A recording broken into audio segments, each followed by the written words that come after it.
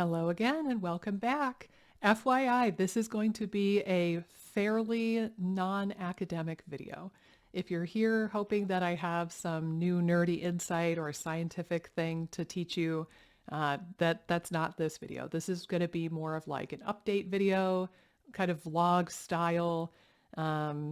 So if you want to hear my updates and how I've been doing and what I have planned for this year and beyond for this YouTube channel, um, then I would be glad if you stuck around. But also, if that doesn't interest you, you could feel free to hop off. I'm not going to be insulted if this video has low view counts on my channel, so it's all right. But yeah, I guess I wanted to do a video like this, really casual, really, just chilling out in my sweatshirt sort of a video, because first of all, it is a new year, and in January, a lot of us get into this mindset of like new year, new me. And honestly, I don't think that's a bad thing. I think it's lovely to use the symbolic turning over a new year to kind of motivate us to turn over a new leaf and kick some vices or make self improvements. I think that's a beautiful thing. So I think because January is a time of new beginnings and we're all in this mindset, or a lot of us are in this mindset of making new changes and improvements in our lives. And I am definitely in that camp too, for reasons I'll talk about a little bit later in the video, certainly. But also I'm posting this video on January 16th, and that is the day before I have surgery, which is pretty wild. I'm still wrapping my head around it, actually. Not much more time to do so, but I'll talk about that first, just because now you're like, what? And then I'll talk about, plans and like my updates. I'll do that second. So I have talked about the surgery before on this channel. I did a video. If you type in the word surgery, you're going to see a video that's like my 2022 surgery. And I talk a little bit about it, but just to catch you up to speed, so you don't have to watch two videos. I have had a lot of ear problems in my lifetime. I was the chronic ear infection kid. I had tubes put in my ears 3 times. And then I had a eardrum reconstructive surgery called a tympanoplasty 3 separate times before the age of 18. And this was a really big, like, kind of theme to my adolescence. And it was surely stressful and not the funnest thing to have going on when you're a kid. But it's also all I ever really knew. Like, I had my first ear surgery with the tubes being put in when I was 2. I think I had the first tympanoplasty when I was 7 or 8. I had the second tympanoplasty when I was 11 or 12. And then my last one, I was a senior in high school and I was 17. And the trick with it, if you're thinking like, wait, you've had this done 3 times, but you only have 2 ears, your math is correct. I only have 2 ears, and I still, to this day, have perforated eardrums on both sides, which is very frustrating. But basically, I would get the procedure done, and it would fail because the eardrum would perforate again, and then I got it done again, and it failed, and it perforated again. And this happened twice on one ear and once on the other ear. And when it happened the 3rd time when I was a senior in high school, I said, screw it. I was like, honestly, I don't want to do this anymore. I'm exhausted of it. Like, I'm over it. Even if I did the surgery again, it's just going to perforate again. Like, I was kind of pessimistic about the whole thing.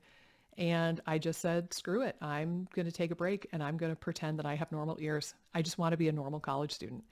And that's what I did. So I took a holiday from my ear problems for about 12 years until I was about 30.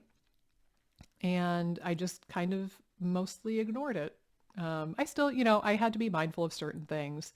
But for the most part, I just pretended that that wasn't a problem and I just lived with the perforated drums. There's a little bit of a hearing loss, but it's not profound.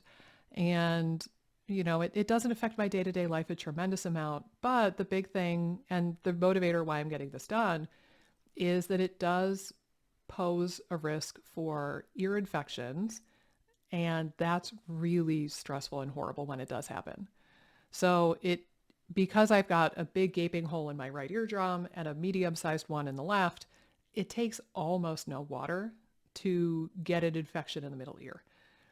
The last one I had was a few years ago. We were swimming in a pool with my in-laws and my husband and my daughter, and we weren't splashing or being rambunctious at all. It was just like normal swimming kind of stuff, and just one drop of water, one stray drop of water, went flying into my ear canal, landed in my ear, and boom, it turned into a huge gnarly ear infection, and it was super, super stressful. So as that's happened a couple of times, and I've had some near misses other times, I've kind of realized like I need to get this done again. And oddly enough, even with my surgery history and my ear problems and doctors and grown-ups in my life telling me that I have to keep the ears dry and I have to be very careful with water, oddly enough, I'm still a person who loves the water. I love the ocean. I love rivers and creeks and lakes. I like kayaking. I was a rower in high school and college. I love to swim. My parents used to joke that like they would have to pry me out of the water whenever they would take me swimming. And it was a hassle trying to get me to come out of the water, and I'd be all pruny. So I love water, and I'm not going to avoid water. But if I'm around water, that also poses a risk. So um, I think a part of it is like just kind of like manning up, growing up, and like, all right, I've just got to do this again. Part of it, the biggest part of it for me is the ear infection risk. And a small part of it is it would be nice to have slightly better hearing. There's stuff that I just don't hear at all. And, I don't think I will hear it until I have an intact eardrum. But anyway, so that's the little story. I'll put a picture of my eardrum or like a little video snippet of my eardrum on the screen. If that would creep you out, go ahead and look away, but I'll put it on now. So again, like the hole, that's the hole, and then all the white stuff is scar tissue. All right, come on back. You can look now. But yeah, that's what I'm working with. That's my right ear. And yeah, so I'm going to get this one done tomorrow, January 17th. And I'm going to get the other one done later on in the year because I'm in the mode of like rip off the Band-Aid and just do it. I have learned now that this procedure, this tympanoplasty procedure, is much more successful in adults than it is in children, which is frustrating because then it makes me wonder, why did they do this procedure on me when I was a child if it had a lousy success rate? But I also know because I got some chart notes from my old ENT growing up, and apparently one of the drums was 80% gone at one point. Like, even if it has a lousy success rate, you've got to operate on that, right? So I kind of see where they're coming from. But anyway, that's the ear story. I'm hoping to do a bit of a vlog about that experience. I decided it's not related to this channel at all. It's not related to gut health intrinsically, but I'm going to try to get some snapshots of the process and vlog a little bit from my couch when I'm recovering. Because I realized when I looked up tympanoplasty on YouTube, there's not a single video about an individual person's experience. Everything is like surgical videos for doctors, or there was like one really old, lousy, stuffy patient video where it's like a really stiff, no fun actor or nurse pretending, or like actor pretending to be a nurse. Like they're kind of walking you through the really dry FAQ kind of stuff. But I didn't see anything on the internet of like my experience getting a tympanoplasty. So I'm going to do that. I'm going to make a video. Hopefully it all works out and I get the footage that I'm hoping to. So I'll post that on this channel. Again, if it doesn't apply to you or if you're not curious about it, you don't have to watch it. But I want to put that out there so that other people know what to expect, and I'll kind of chronicle the journey a little bit at some point. I'll probably post that after I've recovered in like probably February, I would think, but I'm not really sure yet. On that topic, I am hoping to have some YouTube videos ready to go for you guys so that you can still look forward to one video a week. Realistically, it might not happen. You might see the videos on this channel are a little bit less frequent for at least a few weeks or a month. And that way, I could just focus on recovering. But I'm going to try to pre-record one more before I go out. So fingers crossed that there's not too much of a lag in what you can look forward to on this channel. I have a lot of ideas. Like I'm going to look on my computer right now. So I have this running spreadsheet of all the different videos that I want to make for you guys. And I've got about 82 topics that I've written down that I would like to do. And then I actually have ideas for different series, like multi-video series. And let's see, God, there's another, 40, 50 of those videos that would belong to a bigger series. So I've got a lot of ideas for what I want to cover on this YouTube channel. And you guys have given me some really great ideas in our exchanges. And I've got like a form you could fill out to give me more ideas. I'll link that down below. It's just like a little survey type thing. So I've got a lot of really cool stuff planned for this channel in the future. Let's see, FODMAP Freedom is going to open up in February. So I'm super excited about that. I really actually love that part of my job. Like you get the education component where there's like some pre-recorded lecture-y stuff that you go through every week and everybody's getting it at the same time, at the same pace, because you get one module per week. So you go through it as a class, as a cohort. But then I get to meet with you guys once a week for the live Q&A. And there are weeks that I'm on these Q&As for like 3-4 hours a day on Friday, which is the Q&A day that I usually do. And it's so fun to see you guys make progress and changes. And it's really gratifying when you have questions or you're trying to apply something and I can help give you the feedback and the individual attention you need to really take action on something. So I'm looking forward to FODMAP Freedom opening up. That'll be in mid-February, I believe the third week of February, but I can't swear to that right now off the top of my head. So keep your eyes peeled. If you're not on the wait list already, you can join it down below. I will put a link below for the wait list. Basically what that means is that you'll get my weekly-ish update emails with new videos, new podcasts, new freebies, whatever I've got going on that week. I try to email everybody like maybe once a week or every other week with updated new stuff. And then when FODMAP Freedom is open, I email that list of people first. So it's kind of like you get first dibs to join. And then I open up the enrollment to the general population, like YouTube, Instagram, general email list. I open it up to everybody else the week after that. So if you want a little bit of a head start and you want to lock in a really cool bonus, which is a private session with me, go ahead and join the wait list and you can check it out. You could be the first to know when FODMAP Freedom is open. Let's see, what else have I got coming up? New YouTube channel, the podcast. It's funny because like I follow creators and they have a podcast and I only ever watch them on YouTube. I don't listen to the podcast. But honestly, guys, if you have not listened to my podcast, you really need to, because it's me and also Amy Hollenkamp, who's a registered dietitian who works with IBS and SIBO. And it is just so insightful and so fun. And we're goofballs and we try to make it really fun. And I don't know, like I have some people who used to work with me and their gut is completely better and they still listen to the podcast for fun. So I don't know what to tell you beyond that, but check out the podcast. You can find it here on YouTube as well as audio only podcasts, podcasting apps like Spotify and Apple. But there's a completely separate YouTube channel. If you just search for the IBS Freedom Podcast, on YouTube, you'll find the channel. Also, for those of you who have listened in, our audio is so much better in season 2 than it was in season 1. Worlds better. So that's very exciting. I got a new microphone, worlds better. And it's a very nice listening experience, I think. So go check it out. Then some of you guys know that I launched my practitioner SIBO training course called SIBO Hero.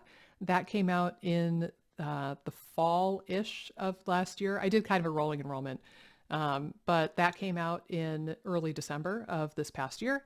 And I think it's a freaking work of art, if I do say so myself. It only came out weeks ago at the time of recording this video. So I haven't gotten any feedback from it yet, but I really think it's a masterpiece, and I think it was everything I hoped it would be. Um, there was a good blend of myth busting and current research and like clinical modalities and treatment options and herbal medicines and nutrition, and I kind of brought them all together. It's not really a course for people with SIBO, to be clear. It's really designed for practitioners. I think that if you have SIBO and you don't have a medical background and you take the course, I think it's going to be really overwhelming and not super helpful. But if you are a person who works with SIBO clinically, then by all means check that out too. And then I'm hoping later in the spring, so maybe like March or April, I'm hoping to start a monthly case study Q&A for that group. It's going to be an optional add-on for SIBO Hero, for people who have been through that curriculum. So I'm hoping to get that up and running sometime in like early to mid-spring, depending on all the other things that I'm juggling, the surgery, FODMAP freedom, etc. But that's on my radar as well. And now to kind of just like wrap up for a few minutes here, again, going back to the idea that I'm posting this in January. It is new year, new me. I think a lot of us have resolutions and goals. And again, I think it's a beautiful thing. For me, my word of the year is anti-fragile. And part of it is because I'm a big old dork and I love K-pop. And there was a song that came out towards the end of the year called Anti-Fragile, and it is infectious. It'll get stuck in your head. Whether you like the song or not, it will get stuck in your head. And I did a little a little attempt at the dance on Instagram even. But I mentioned on there that the end of 2022 was pretty gosh darn stressful for me. And some of you have probably noticed that I posted some very, trying to say this delicately, I shared the results of my findings, which pointed out very deep problems with a very popular functional medicine stool test, a test that many of you have gotten, and it made me question if the test is usable at all. I thought I did a pretty good job explaining my concerns and explaining the science and trying to control for different variables. The lab got very nasty very quickly, had numerous people, both in the YouTube comment section as well as professional forums. There were a lot of attacks on my methodology, my scientific knowledge, and just my character in general and my motives for posting that video. And it was really stressful. And it all accumulated in said company threatening to sue me and demanding that I remove the offending video. And, you know, to be honest, I wanted to fight it. I kept agonizing over, like, was there anything that they could win a lawsuit over? Right? Like, was I actually slandering them? But I decided that at the end of the day, I didn't want to risk it. It wasn't worth frying my adrenals. And at the end of the day, just because you can't win a lawsuit doesn't mean you might not try anyway.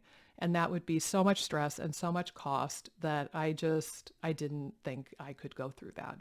So I had to remove the videos. And it is what it is. I'm still pretty bitter, honestly. Like, I'm still very much recovering from this process. That all came to a head and exploded in my face right around Thanksgiving, American Thanksgiving, to be clear. And yeah, it really sucked. And then I lost a friend. Not she's alive, to be clear, but I lost a friend, and we had been good friends for quite some time. But a friendship kind of disintegrated shortly after that, and that was very shocking. And then at the very end of the year, my mom was having a really intense foot and ankle surgery. And she's fine and she's a champ. Like it went fine, but it was just, it was like, oh man, like that all happened within about 5 weeks together. And, even though my mom was fine and I knew she'd be fine, you can't help but be concerned when somebody in your life has major, major surgery. Again, like orthopedic surgery, but still. So anyway, that was the end of 2022. It was pretty chaotic, pretty wackadoo, very stressful. And you'll notice I didn't post a ton of videos here on YouTube at the end of the year. I kind of retreated and went in my shell just a little bit. I have been thus far unable to tend to comments on my YouTube videos because I've frankly just been really scared that there's going to be more nasty comments and backlash and stuff that I don't want to read on there. The people who took issue with that video about that stool test, I don't know if they're still subscribed to my channel, and I don't know if they're going to comment again. So that's scary. And I kind of retreated in my shell in every way possible for the last month or month and a half of this past year. So again, when I heard that K-pop song, Anti-Fragile, it resonated. I don't even love the song all that much, honestly. The group is good. That particular song is a little annoying to me personally. But, I decided that that could be my word of the year because realistically, YouTube is not always puppies and rainbows and kittens.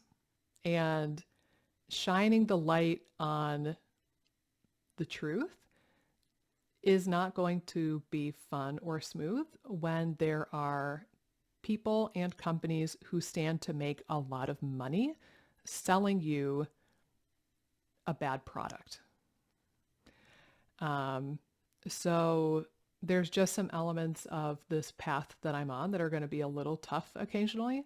And at the end of the day, I think the goal here is to have the resiliency to press on anyway, to have the resiliency to get back on the horse, to be anti-fragile, to be bulletproof enough that I can continue making videos. I can continue asking hard questions. I can continue investigating things that maybe other people don't want me to investigate. And I just want to get at the bottom of the truth so that you guys know what is valuable, what is not, what's going to help you, what is not, what should you do, what should you probably skip. So anti-fragile, resiliency, those are my words of the year. I was cliche and I bought myself a journal. I have a yoga mat behind me in my office. I'm trying to remind myself to use that yoga mat more frequently, do some belly breathing, just starting to incorporate more and more strategies into my life to make myself as bulletproof as humanly possible so that I can take on some of these crazy things in the gut health and functional medicine space and ultimately just leave the biggest impact on humanity that I can. So thank you for being along for the ride. Thank you for your understanding and your kind comments. I did glance at a recent video's comments recently and none of them were bad. All of them were lovely. So thank you for that, because seeing that gives me the courage to maybe go back and look at comments from my other recent videos that I wussed out on and hadn't looked at. So thank you all for the people who take the time to not only watch my videos and listen to my podcast, but also leave kind or supportive comments.